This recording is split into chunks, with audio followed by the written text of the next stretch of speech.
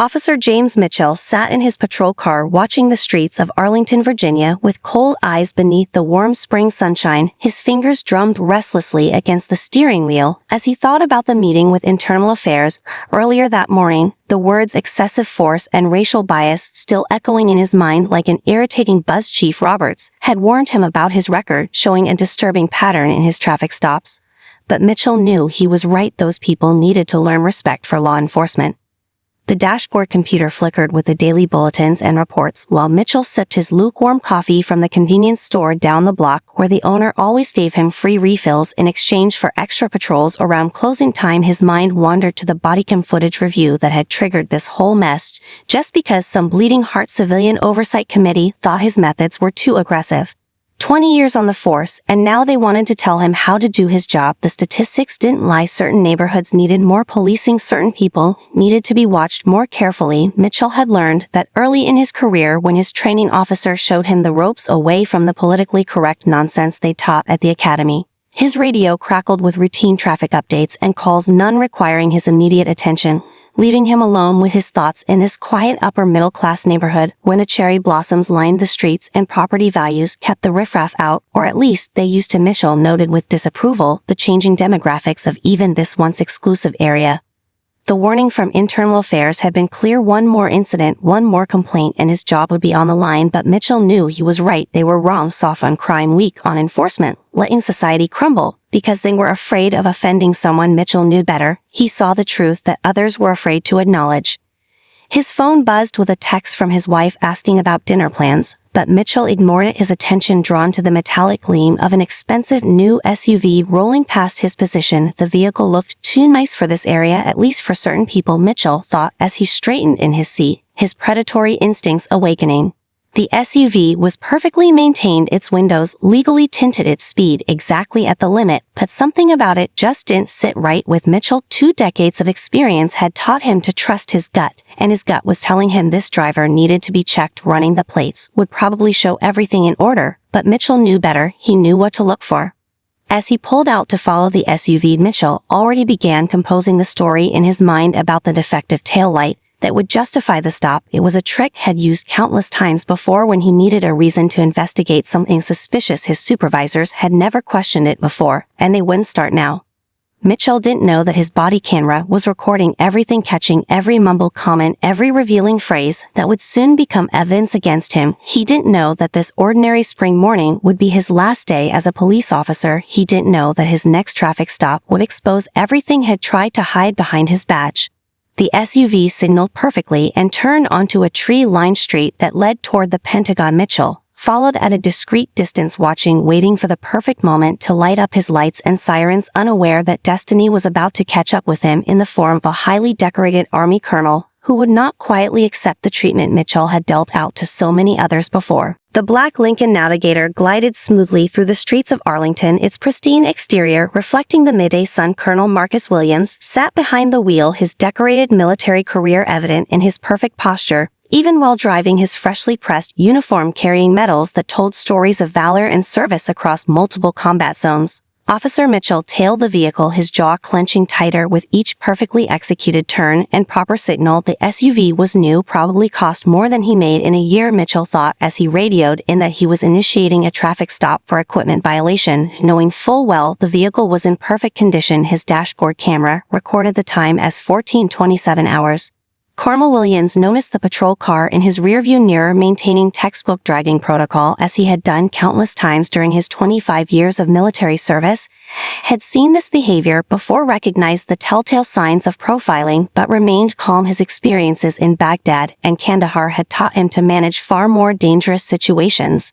The lights flashed in Colonel Williams' mirror, and he smoothly pulled to the curb, following every procedure to the letter, his military training kicking in automatically, hands visible on the steering wheel, engine off, registration and insurance already organized in the sun visor where he could reach them without making any sudden movements.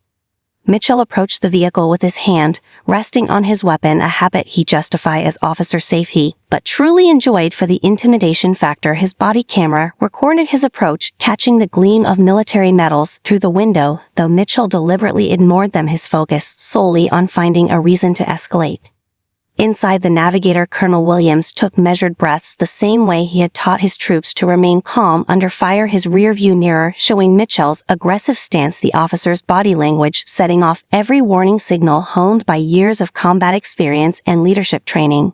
The neighborhood was quiet at this hour, but not empty. Mrs. Chen was watering her roses across the street, her phone already out recording what she recognized as another potential incident. She had seen Officer Mitchell in action before, reported him twice, but nothing had come of it this time. She thought things might be different.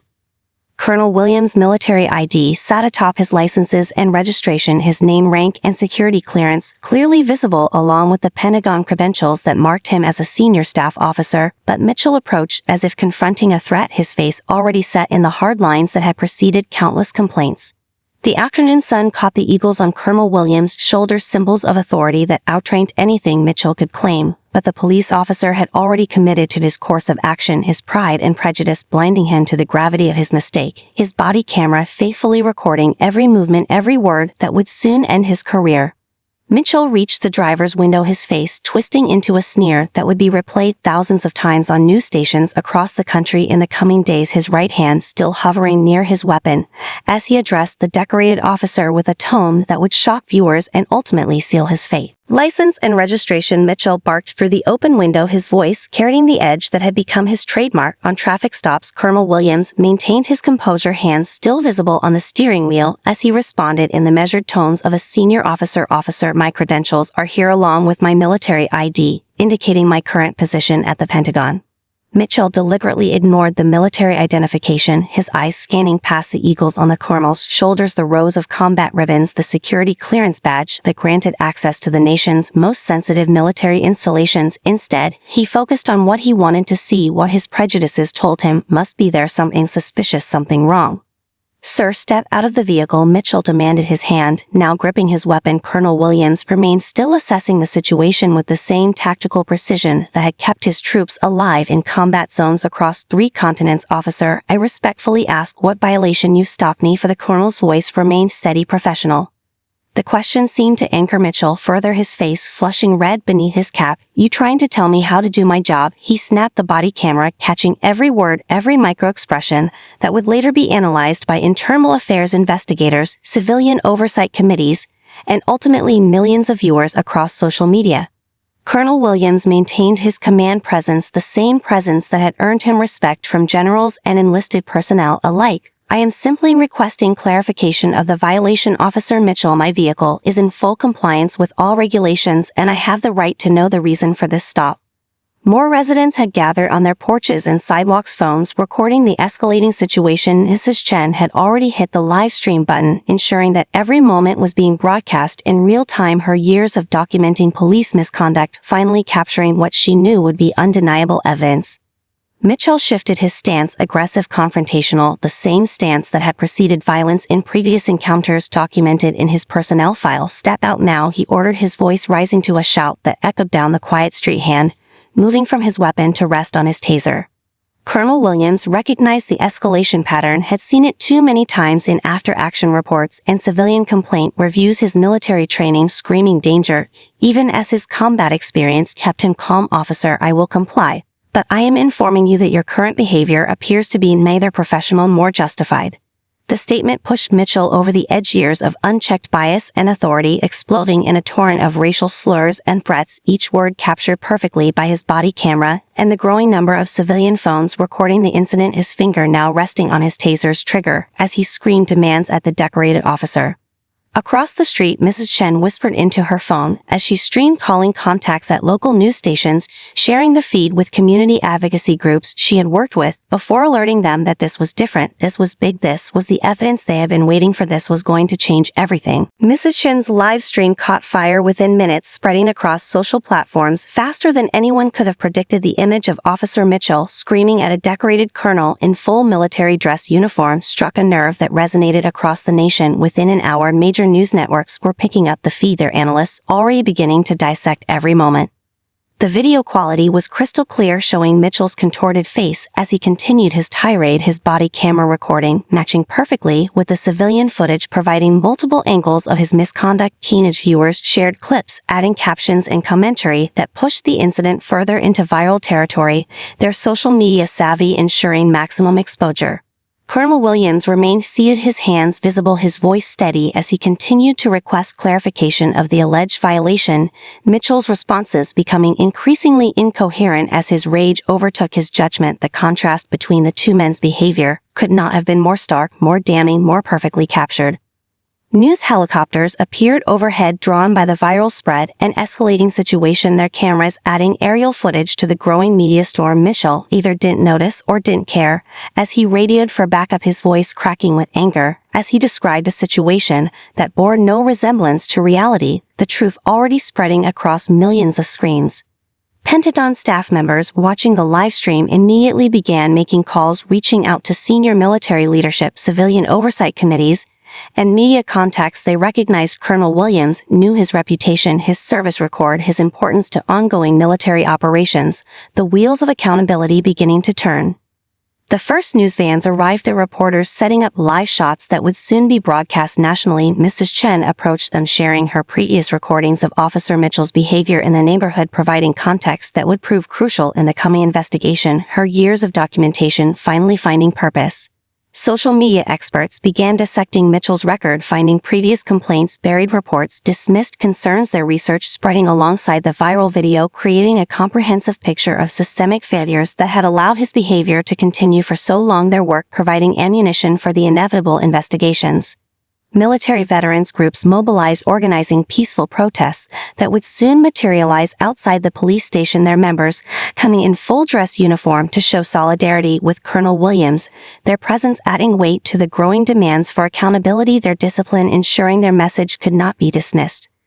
The video had reached millions of views within hours, trending globally as commentators, politicians, and civil rights leaders began weighing in, the incident becoming a flashpoint for discussions about police reform, racial bias, and accountability in law enforcement. Each share, each comment, each repost adding to the momentum for change. The Pentagon conference room buzzed with urgent activity as senior military officials gathered around multiple screens displaying the viral footage. General Thompson slammed his hand on the mahogany table, his voice carrying the weight of command. "We've got one of our most decorated officers being harassed by a racist cop, and it's gone viral. I want immediate action."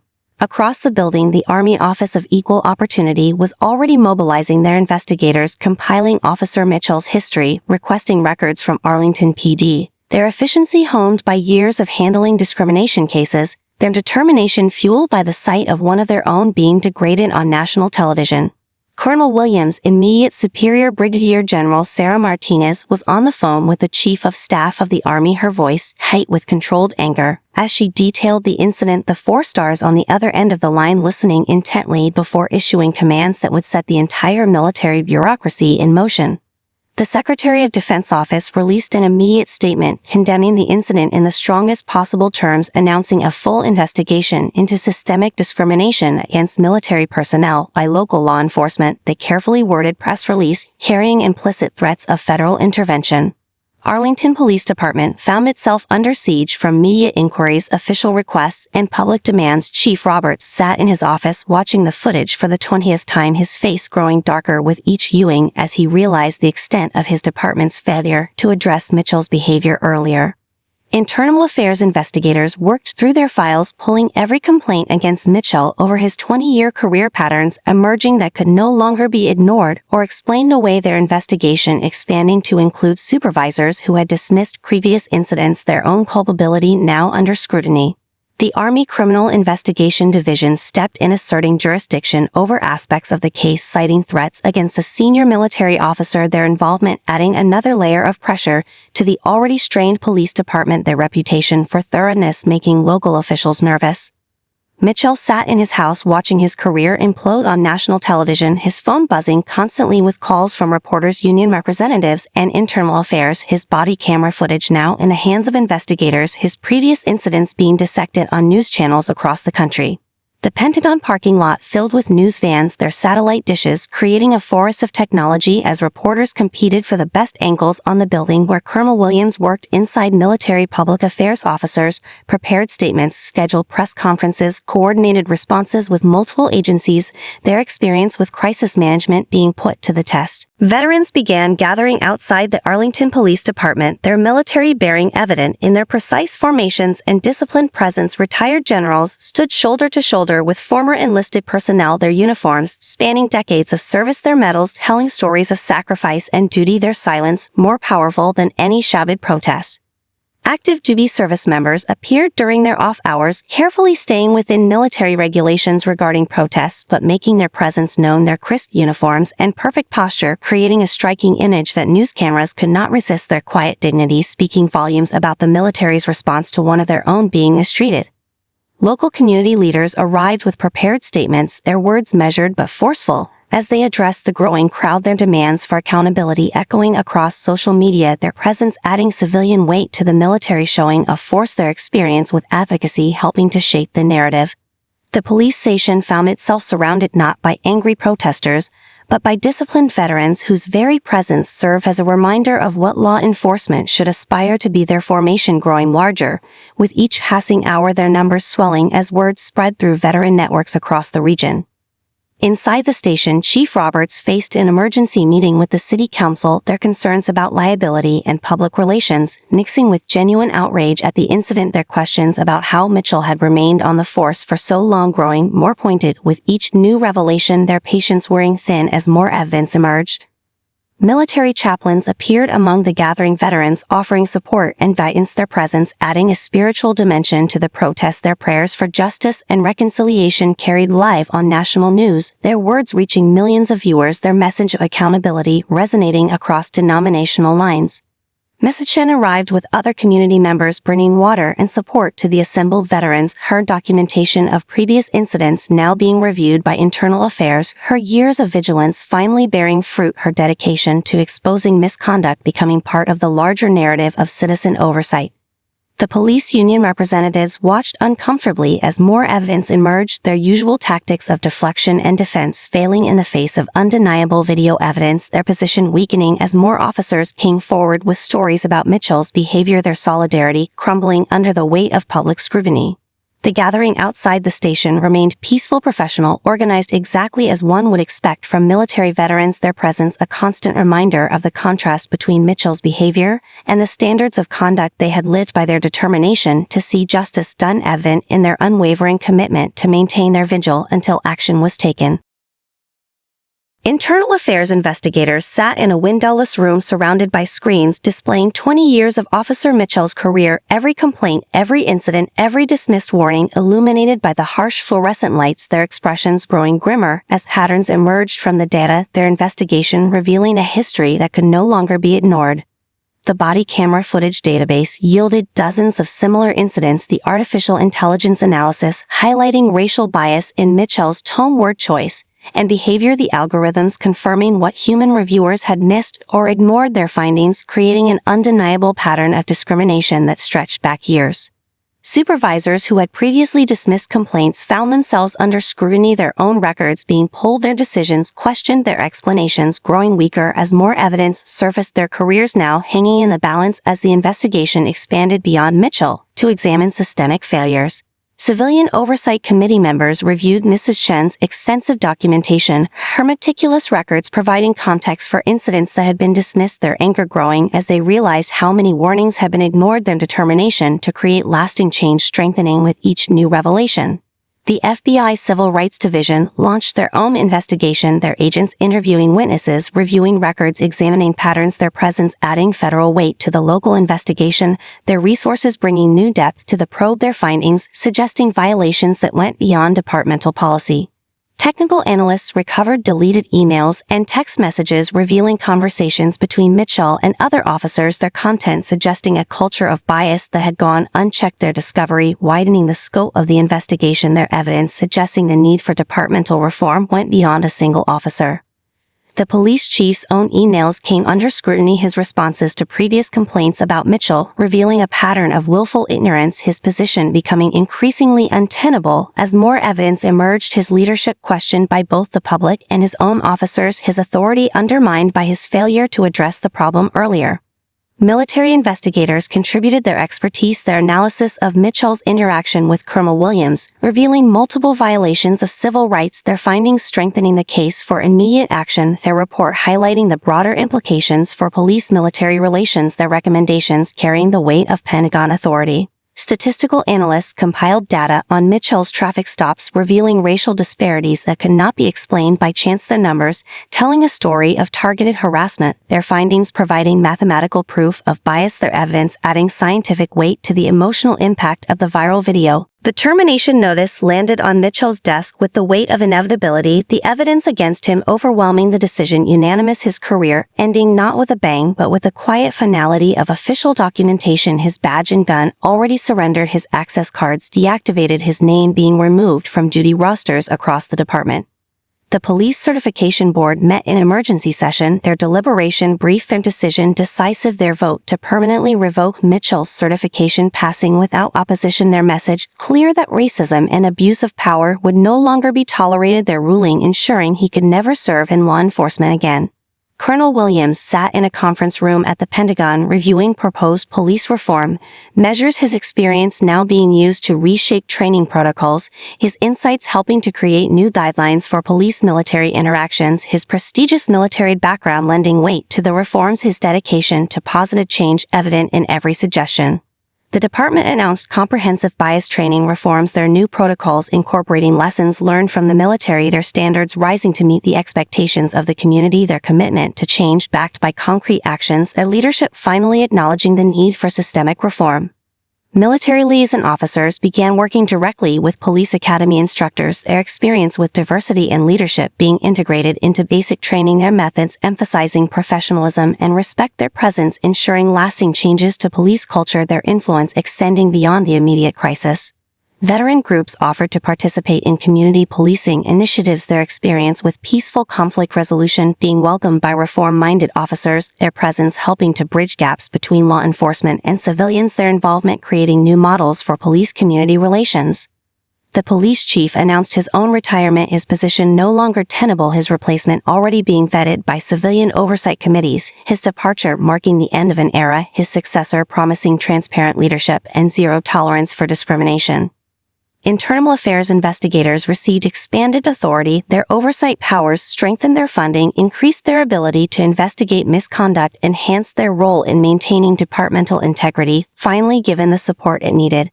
Colonel Williams established training programs bringing military veterans into police academies as instructors, their combat experience teaching de-escalation, their leadership skills modeling professional behavior, their presence ensuring future officers would understand the importance of respect and dignity in law enforcement. 1 year after the incident, Colonel Williams' Foundation for Police Reform opened its doors in Arlington, its mission statement focusing on building bridges between law enforcement and minority communities, its funding coming from both government grants and private donors, its programs already being implemented in police departments across the nation, its success measured in changed lives and improved relationships, its influence spreading beyond initial expectations.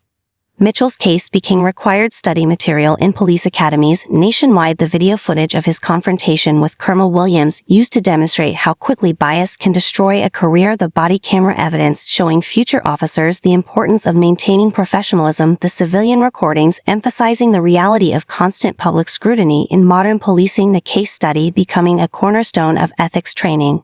Police departments across the country adopted new screening procedures for recruits, their psychological evaluations now including specific tests for racial bias, their background checks extending deeper into social media history, their training emphasizing cultural competency, their standards rising to meet the demands of an evolving society, their recruitment processes becoming more selective and thorough.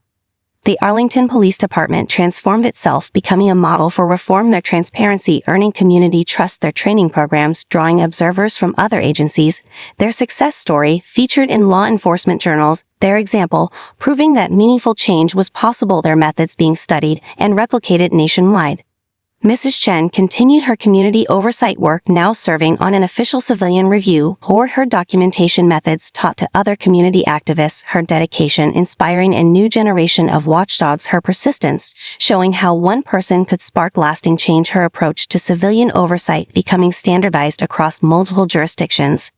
Veteran groups maintained their involvement in police training, their presence becoming a regular feature at academies, their experience helping shape new officers, their influence extending beyond the original incident, their commitment to professional law enforcement, creating lasting partnerships, their military discipline and values reshaping police culture. The military developed new protocols for handling interactions between service members and law enforcement, their guidelines protecting both parties, their training preventing future incidents, their approach becoming standard procedure nationwide, their influence reshaping police-military relations, their expertise in leadership and diversity being integrated into law enforcement training.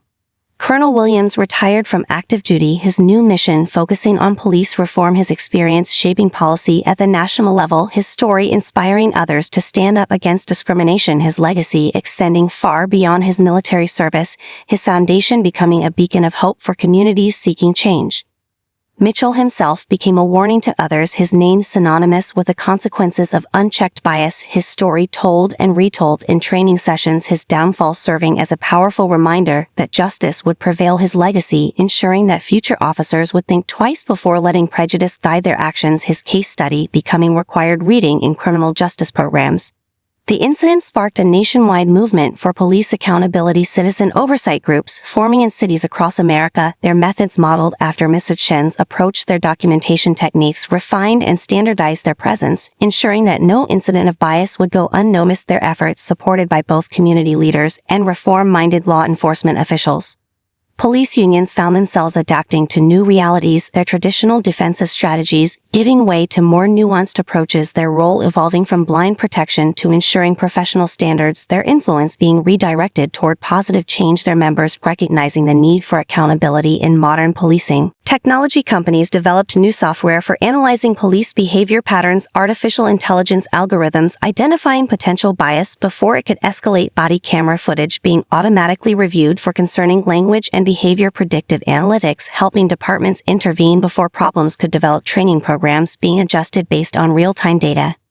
Academic institutions began studying the incident, its impact on police reform becoming the subject of numerous dissertations, its influence on policy changes being documented and analyzed, its role in reshaping police-community relations being examined from multiple perspectives, its significance in the history of civil rights being acknowledged and preserved. The legacy of that spring day in Arlington continued to ripple through American society, touching lives, changing perspectives, reshaping institutions, inspiring hope. The story of one officer's bigotry and downfall transforming into a catalyst for lasting change, the courage of those who stood against injustice, serving as an example for future generations, their actions proving that accountability was possible, their determination showing that change could come from unexpected moments, their legacy living on in the reformed practices and policies of law enforcement agencies across the nation.